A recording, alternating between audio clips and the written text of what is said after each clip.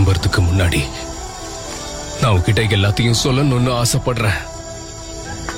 இதுக்கும் மேல நான் பொய் சொல்ல விரும்பல. டான்சோவும் டோபியும் உன்கிட்ட என்ன சொன்னாங்களோ அது எல்லாத்தையுமே அன்னைக்கு நான் பண்ணேன். இப்போ உனக்கு மொத்த உண்மையையும் நான் காட்ட போறேன்.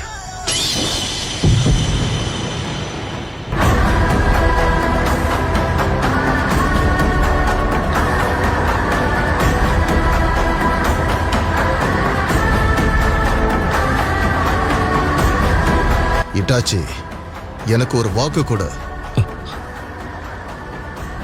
சாஸ்கேவை மட்டும் நீ நல்லா பாத்துக்கணும். கண்டிப்பா பார்த்துப்பேன்.